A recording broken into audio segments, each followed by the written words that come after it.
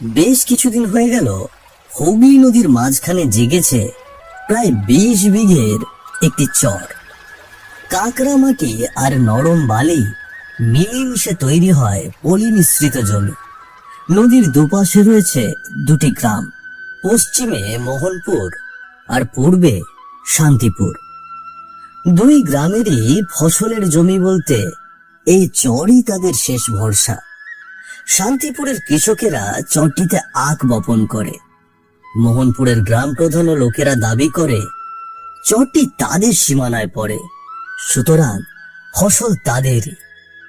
চরের এই আখ কাটার জন্য একটা সুপরামর্শ করবার উদ্দেশ্যে শান্তিপুর গ্রামের বট গাছের তলায় একটি সভা ডেকেছেন গ্রাম প্রধান হরিপদ বিশ্বাস।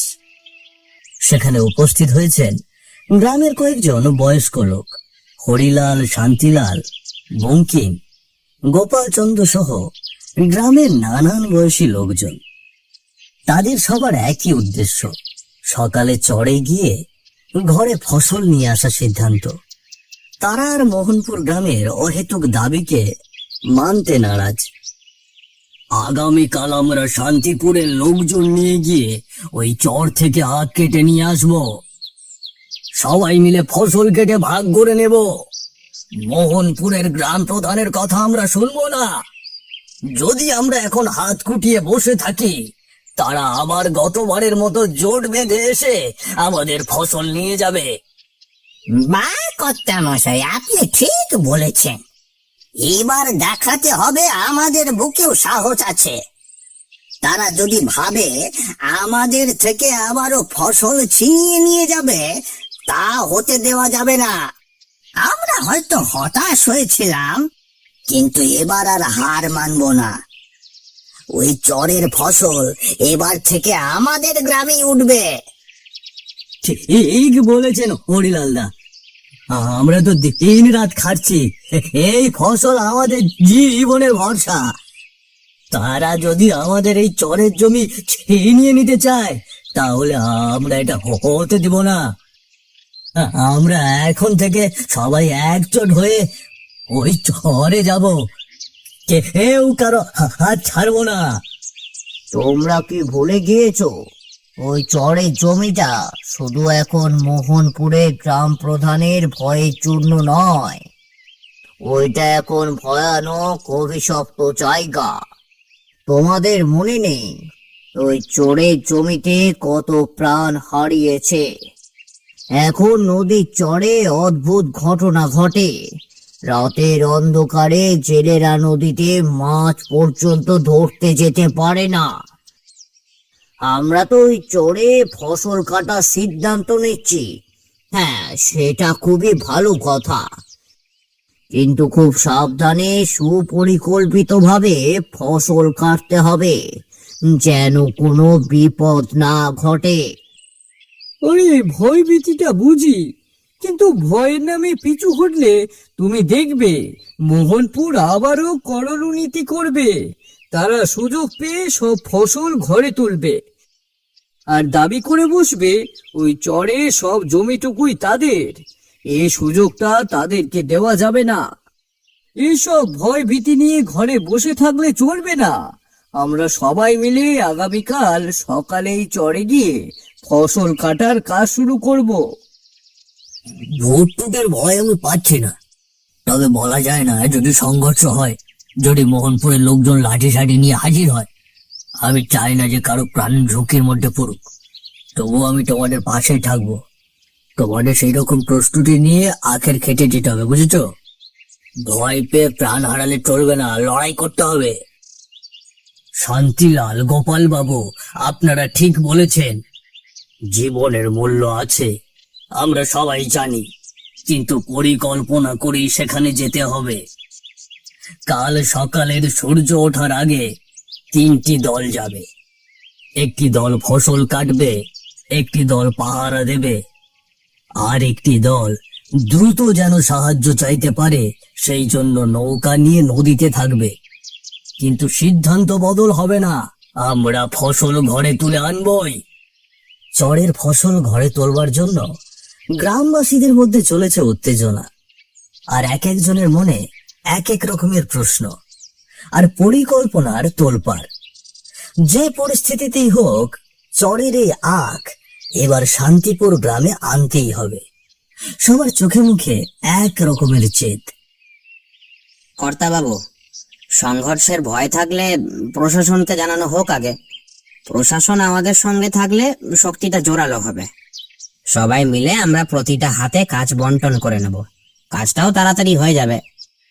আরে গর্ধব, ওটা তো চরের জমি রে, ওইখানে প্রশাসন এসে কি করবে? যেটুকু কপালে জুটছে ওইটুকু জুটবে না প্রশাসন এলে। মোহনপুরকে দেখিয়ে দেব এখানে আমাদের অনেক হাত আছে, আমাদের ঐতিহ্য আছে। তাদের বলবো এ জমি থেকে আর তোমরা জোর করে ফসল ছিনিয়ে নিয়ে যেতে পারবে না। এতদিন আমাদের ধৈর্য দেখেছো, এখন দেখবে আমাদের সাহস আর শক্তি। প্রয়োজনে আমরা এই জমি রক্ষা করতে প্রাণ দিতে প্রস্তুত। যারা যাবে তাদের সাহস চাই, যারা পাহারায় থাকবে তাদেরও সৎসাহস দরকার। আমরা লড়ছি একদম খেটে খাওয়া মানুষের অধিকারের জন্য, কারো জন্য ভয়ে পিছিয়ে থাকবো না আমরা। কাল সকালের সূর্য ওঠবার আগে প্রস্তুত হও, শান্তিপুরের নাম রক্ষা করব আমরা সবাই মিলে। সবাই মিলে মাথা নেড়ে সম্মতি জানায়। বিকেলের ছায়ায় ঢেকে পড়ে বটতলা, আর নদীর কলকলানি শব্দ ছড়িয়ে পড়ে গ্রামে। কিন্তু গ্রামবাসীর মনে এখন একটাই অদম্য সংকল্প। বিকেলের পড়ন্ত রোদ পড়েছে মোহনপুর গ্রামের পশ্চিম দিকের আকাশে। রাস্তার মোড়ে ছোট্ট একটি চায়ের দোকান, সামনে কাঠের বেঞ্চে বসে গ্রামের দাপুটে লোক রঘুপ্রতাপ। হাতে ধোঁয়া ওঠা চায়ের কাপ, চোখে গম্ভীর দৃষ্টি। তিনি হাতে চা নিয়ে বসে আছেন ঠিকই, কিন্তু মন যেন অন্য কোনো গভীর চিন্তায় মগ্ন। মোহনপুর গ্রামের প্রধান রঘুপ্রতাপ, এই একটা নাম যেটা শুনলেই আশপাশের গ্রামের লোকেদের বুক কেঁপে ওঠে। বিকেলের এই সময়টায় প্রায় তিনি চায়ের দোকানে বসেন, যেন এই সময়টুকু তার নিজের। হঠাৎ দোকানের সামনে রাস্তা দিয়ে হন্তদন্ত হয়ে এসে দাঁড়ায় রঘুপ্রতাপের একমাত্র বিশ্বস্ত দেহরক্ষী নারু। কর্তাবাবু, কর্তাবাবু, কর্তাবাবু, একটা খবর নিয়ে এসেছি। কি খবর? সব ঠিক মতো বল, এত হাঁপাচ্ছিস কেন? আমি আমি শান্তিপুর গ্রামে গিয়েছিলাম, শুনলাম ওরা কাল সকালেই আমাদের চরের আখ খেতে নামবে, ফসল কাটতে আসবে। কি বললি? এই খবরটা সঠিক তো? খবরটা একদমই সঠিক কর্তাবাবু। তারা গ্রামে একটি সভা বসিয়েছে, আমি নিজে গাছের আড়াল থেকে তাদের সভা শুনে এলাম। তারা সবাই মিলে শপথ করেছে এবারের ফসল তাদের গায়ে উঠবে। ওরা সবাই একজোট হয়েছে, ওরা বলছে এইবার ফসল আর মোহনপুরে যাবে না। মানে ওরা আমায় এবার ফাঁকা হাতে ফেরাতে চায়। ওরা জানে না কার সাথে লড়তে আসছে। কর্তাবাবু, আমি যেটা আপনাকে বললাম এটা একেবারে তরতাজা খবর। ঠিক আছে, তুই লোকজন জোগাড় কর, কাল সকালের অপেক্ষা করলে চলবে না। আজ রাতেই মজুর লাগিয়ে ফসল আমাদের গ্রামে আনতে হবে। ওই চরের জমি আমাদের গ্রামের, আর ফসলও আমাদের। ওরা কিসের জোরে নেবে? মোহনপুরের দিন শেষে রঘুপ্রতাপের কথাই শেষ কথা। নির্জন রাত, আকাশে চাঁদ নেই, মেঘে ঢাকা চারিদিক। নদীর চর জুড়ে ঢেকে আছে হালকা কুয়াশা। নদীর ধারের কাশবন হেলে দুলে শব্দ করছে বাতাসে। মাঝে মাঝে দূরে শিয়ালের ডাক কানে এসে রাতের নিস্তব্ধতা ভেঙে দেয়। নদীর মাঝখানের চর জুড়ে একটা বিশাল আখের ক্ষেত। এই চরটি প্রায় 20 বিঘের একটা দাগ। নদী ভরাট হয়ে এই চরটি জাগে।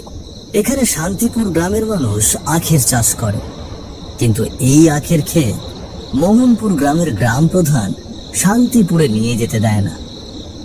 এটা নিয়ে অনেকবার এই চরের মাটিতে রক্তপাত হয়েছে, এমনকি অনেকে প্রাণ হারিয়েছে এই চরে।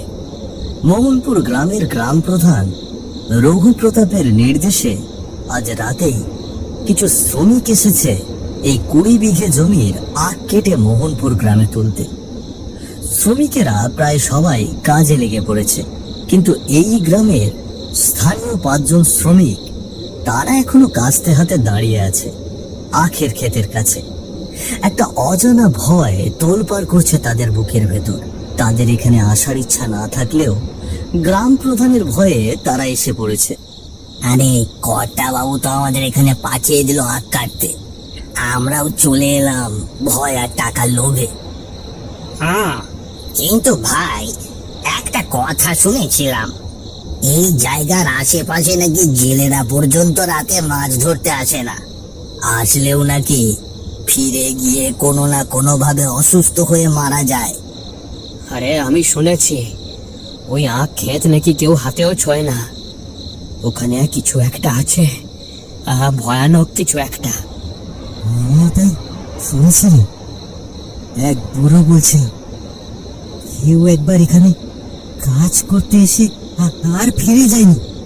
হঠাৎ একটা হাওয়ার ঝাপটা এসে আখ গাছগুলোকে কাঁপিয়ে তোলে। সবাই একটু চমকে যায়। আরে আরে, এত ভয় পাচ্ছিস কেন? আমরা এখানেই 5 জন লোক, ওদিকে তো আরো শ্রমিকরা কাজ করছে। একসাথে এতগুলো লোক থাকতে ভূতেরা আমাদের কিছু করতে পারবে নাকি? হ্যাঁ রে, ঠিক বলেছিস। ভূত এলে তো কালুদার এই গোঁফটা দেখি ভয়ে দৌড়ে পালাবে। সবাই হেসে ওঠে, একটু হালকা স্বাভাবিক মেজাজ ফিরে আসে।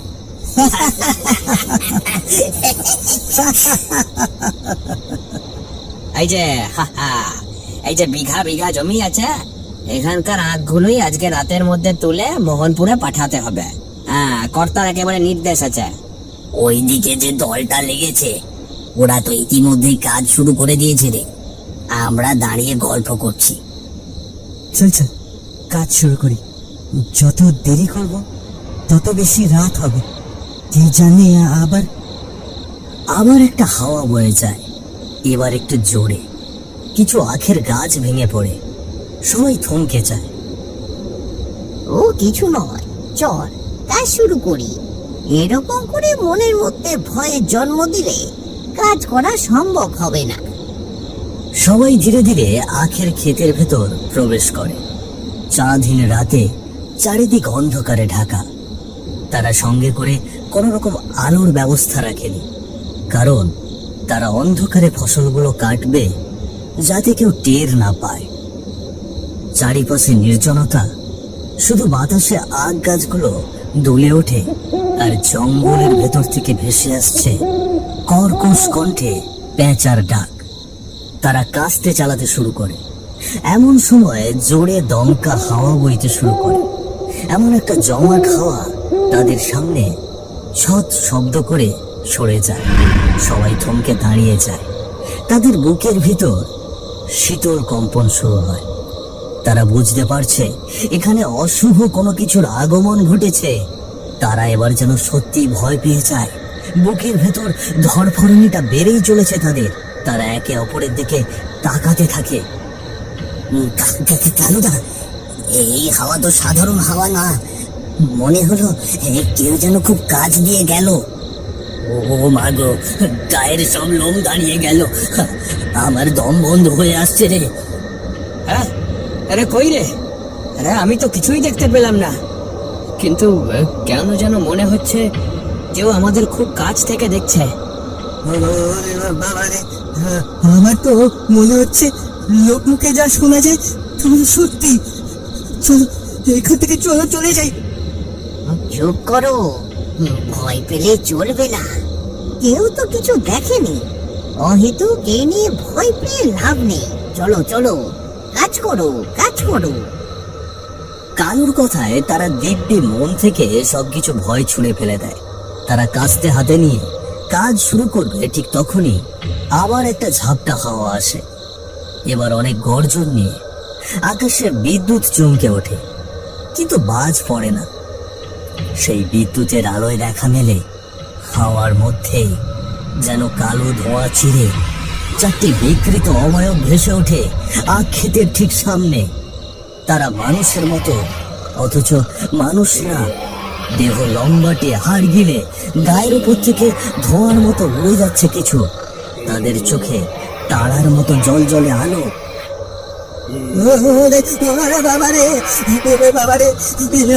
এরা কোনো মানুষ নয় রে।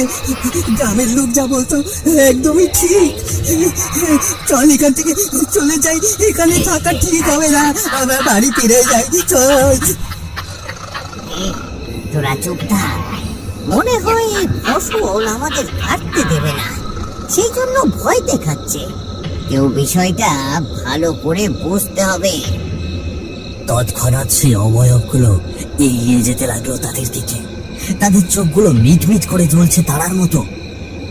এবার কালু বুঝতে পারলো আসলে কেউ ভয় দেখানোর জন্য এগুলো করছে না, সত্যিই ভয়ঙ্কর কিছু ঘটছে।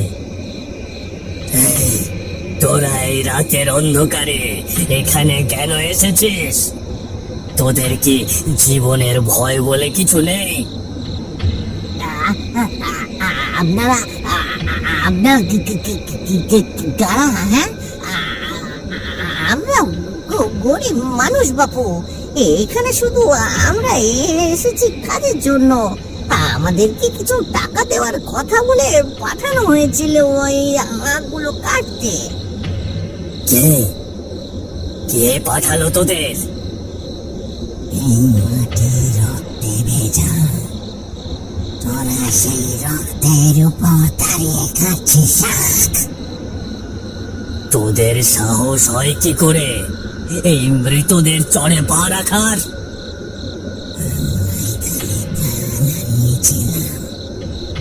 শান্তি পাইনি, ওদের মতো লোভী মানুষরা পার আমাদের ঘুম ভাঙায়। আমাদের ঘুম ভাঙায়, তারা ফিরে যেতে পারে না। আমরা তোদের মতো নিরীহ মানুষদের মারতে চাই না রে। আমরা কিছু করিনি, শুধু কর্তার আদেশ পালন করতে এসেছি। আমাদের ছেড়ে দাও। আমরা জানতাম না রে বাবা, আমরা জানতাম না। আমাদের ক্ষমা করে দাও, আমাদের ক্ষমা করে দাও। আমরা এখনই চলে যাব।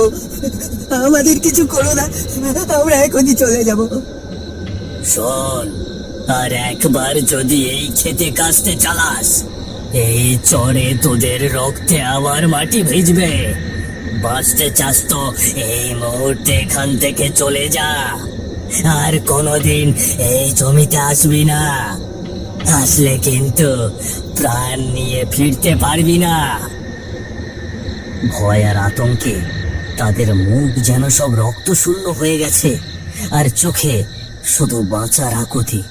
তাদের হাত থেকে কাস্তে পড়ে যায় জমিতে। পাঁচটি ছায়া, পল্টু, বল্টু, ঝন্টু, জুগলু আর সাহসী কালু ছুটে চলে যায় অন্ধকার ভেদ করে। পেছনে পড়ে থাকে আখের ভাঙা গাছ আর সেই চারটি জ্বলন্ত চোখ। শান্তিপুর গ্রামের শ্রমিকরা ভোরের আলো ফুটতে না ফুটতেই আখ খেতে এসে হাজির। কিন্তু আখ গাছগুলো ভাঙাচোরা অবস্থায় পড়ে থাকতে দেখে তাদের চোখগুলো কুঁচকে যায়। তারা হতভম্ব হয়ে দাঁড়িয়ে থাকে। কি গো গোপালদা, হ্যাঁ? আরে আখ গাছগুলো ওরম ভাঙাচোরা হয়ে পড়েছে কেন? রাতভর তো আকাশ ভালোই ছিল, কোনো রকম তো কোনো বৃষ্টি হয়নি। তাহলে কি রাতে এখানে কেউ আখ কাটতে এসেছিল? হতেও তো পারে। মোহনপুর গ্রামের লোকজন এসেছিল রাতে, কোনো কারণে তারা ফসল কাটতে সক্ষম হয়নি। আখের খেতে দাঁড়িয়ে শ্রমিকেরা অবাক হয়ে চেয়ে থাকে ভাঙাচোরা গাছগুলোর দিকে। ভোরের আলোয় ধরা পড়ে রাতের অজানা রহস্য। তাদের মনে ঘুরপাক খায় নানা প্রশ্ন, নানা সন্দেহ। কি বা এলো এখানে এই রাতে? কেন বা এমন করলো? শান্তিপুরের আখ খেতে আজ যেন শুধু ফসলের গন্ধ নয়, মিশে আছে এক রহস্যের ছায়া। রাতে যা হবার হয়েছে, এখন তা নিয়ে বসে থাকলে চলবে না। এই চলো, আমরা কাজ শুরু করি। শ্রমিকরা কাস্তে হাতে আখ কাটা শুরু করে দেয়। তারা সারাদিন নাগারে কেটে চলেছে আখ। তাদের মন থেকে ততক্ষণে সমস্ত দুশ্চিন্তা ভাবনা দূর হয়ে গিয়েছে। তারা কাজ করতে করতে সন্ধ্যা যে কখন ঘনিয়ে এসেছে সেটা তাদের চোখেই পড়েনি। আখ ক্ষেতের আখগুলো অনেকটাই কেটে ফেলেছে তারা। সন্ধ্যার অন্ধকার ঘনিয়ে আসতেই হঠাৎ একটা দমকা হাওয়া এসে তাদেরকে থামিয়ে দেয়। তাদের হাত থেকে কাস্তে পড়ে যায়। তারা থমকে দাঁড়ায়। কিরে, হঠাৎ করে এরকম দমকা হাওয়া এসে আমাদেরকে ধাক্কা মারলো যে? মনে হলো খুব শক্তিশালী কিছু ছিল হাওয়ার সাথে। শান্তিলালের কথা শেষ হতে না হতেই আবারও সেই হাওয়া ফিরে আসে, সেই জমাট বাঁধা